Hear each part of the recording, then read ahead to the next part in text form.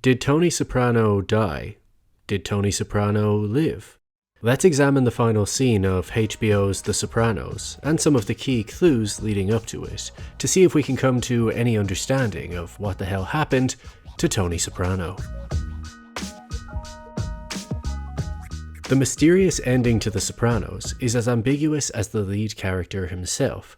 Over the course of 6 seasons, audiences essentially get to act like the member of a jury, judging not just the actions of the man, but his family life, his therapy sessions, his childhood, his near-death experiences, and his dreams.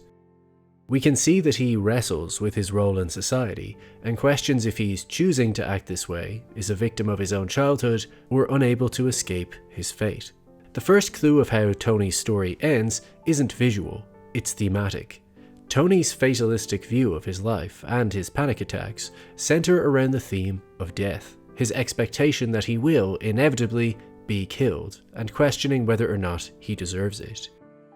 You could argue that Tony Soprano symbolizes the 5 stages of the grieving process: denial, bargaining, anger, depression, acceptance, and sometimes we see him cycle through all of these emotions in a single scene. Tony sees himself as an Ebenezer Scrooge-like character, someone that he hopes can be redeemed, which is why in his dream, when he sees a clip from A Christmas Carol, his wife Carmela connects the idea that it's not just something on TV, it is his life. Christmas Day. Then I haven't missed it. The spirits must have done everything in one night. And given the series focuses on human psychology through years of Tony attending therapy, the final cut to black acts as a sort of Rorschach test for the viewer. You tell me what you see, what happens next, because the answer will tell you something about yourself. You may realize that you want Tony to live, possibly out of idealism, or possibly because you see his humanity and even empathize with his flaws. And if so, the series hasn't given you any factual evidence that he's dead. Your ending can still be true because that's what his journey has meant to you. Or you may realize that you want Tony to die, potentially out of a quest for justice, because you think it's the ending he deserves, or because there's no other ending that makes sense for a man in his situation, as even Tony has been anxious about that for years. In this case, your ending can still be true too, because that's what this story has meant to you. This ambiguity is intentional, as David Chase, the show's creator, specifically placed a symbol of Schrodinger's cat in the final episode. So in the same way we cannot know for certain whether Schrodinger's cat in a black box is alive or dead, we leave Tony Soprano with that same uncertainty. This reference to Schrodinger was also hinted at earlier by the rocket scientist Tony meets in hospital. It's physics, Schrodinger's equation. If the question is how does Tony Soprano's story end, the answer is technically death, as that's the answer for everyone if you just wait long enough. But for Tony right now, given everything that's happened to him, his options are limited, and virtually none of them are positive. As he's said many times, 80% of the time a guy like him ends up either dead or in the can. So the cut to black ending could represent how Tony is now living in Schrodinger's black box. There are several clues regarding Tony's fate that are subtly presented to us prior to the scene in Holsten's restaurant.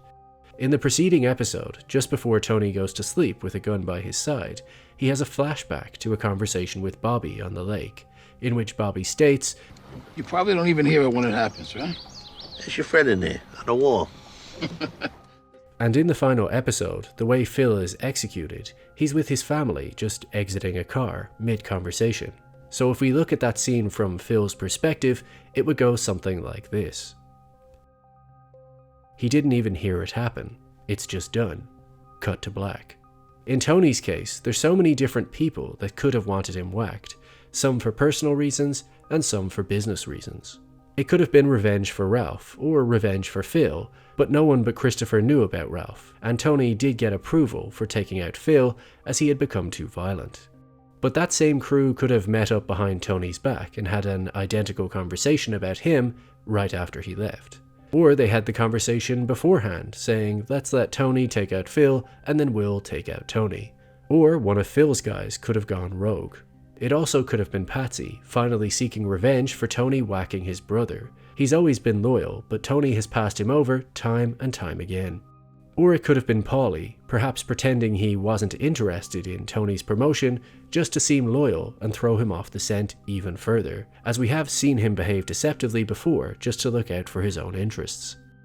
But there is a clue in the final scene, with the man wearing the members-only jacket.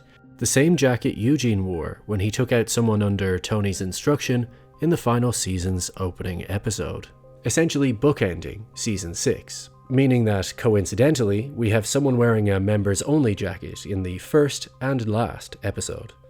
Eugene ended up taking his own life after Tony wouldn't let him buy his way out, and perhaps someone close to Eugene, like his wife who wanted to move to Florida, paid someone to do it for her. Either way, Tony's levels of protection are minimal. Most of his loyal servants are incapacitated or dead, and the only one left behind doesn't really trust him. If he were to be taken out, this seems like the perfect time to do it. The mise-en-scène throughout the final episode, Made in America, certainly suggests that something climactic is coming. It opens with a shot of Tony asleep, or perhaps dead, resembling a casket with funeral music playing. They then attend Bobby's funeral with gusts of wind squealing throughout. Anthony Jr. accidentally blows up his car, but typically in mafia stories, a car blowing up is a bomb to take people out. The meeting Tony attends regarding Phil is icy cold, as if hell has frozen over. There's also a theme of Tony visiting people who are spiritually dead. Sil is in a coma, and his uncle has no memory, so big chunks of every other mobster are being taken away. It feels like the end. And then we come to the final scene in Holsten's restaurant. Tony is by himself at the booth and selects Don't Stop Believing by Journey on the jukebox. The lyrics to the song echo similar themes throughout Tony's life. Working hard to get my fill, everybody wants a thrill, paying anything to roll the dice, just one more time. These lyrics pay tribute to Tony's vices of both gambling and thrill-seeking. Some will win, some will lose, some were born to sing the blues. Makes us question, has Tony's luck run out? Right up to strangers waiting, up and down the boulevard, their shadows searching in the night, streetlights, people, living just to find emotion, hiding somewhere in the night.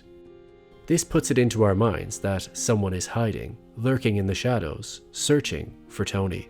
The final scene is also shot unlike any other scene in The Sopranos. If you were to watch it in isolation, you'd think it's the strangest show ever. Every detail of this meal is excruciating and drawn out, almost like it's being described in a police report. Tony looks up at the door a total of 5 times. We're specifically shown lots of different characters in the restaurant, most of whom don't seem like candidates, except for the members-only jacket guy, who is given extra screen time and looks both nervous and focused on Tony. When he gets up to go to the bathroom, we get Godfather vibes, as Michael Corleone famously had a gun hidden in the toilet to go enact revenge on the men who tried to kill his father.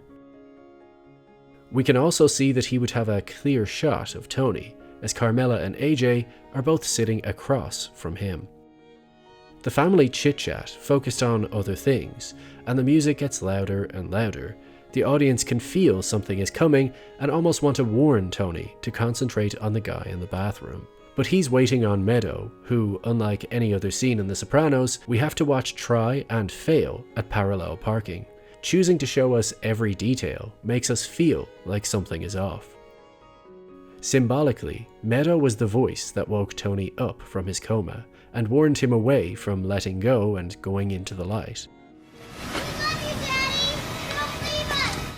She was also the first face he saw when he woke up, so it's fitting that the final shot is Tony looking up for the 5th time to see his daughter Meadow's face as she enters. And that's it. The cut to black is unusually haunting. The silence says so much, and the reason why that decision is poetic is the discomfort of not knowing what happened to the person is something Tony Soprano has inflicted upon so many friends and families of his victims. Where's Ralph? Don't know. Where's Adriana? She ran off with some other guy. She's happy. Just like Tony believed about his dog, Tippy. Father told me he took him to live on a farm.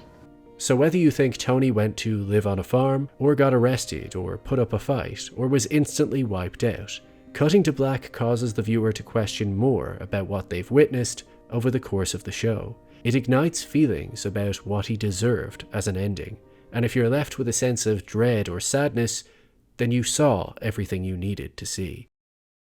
The cut to black is a simple fill in the blanks. So how do you personally complete this sentence? Tony Soprano is...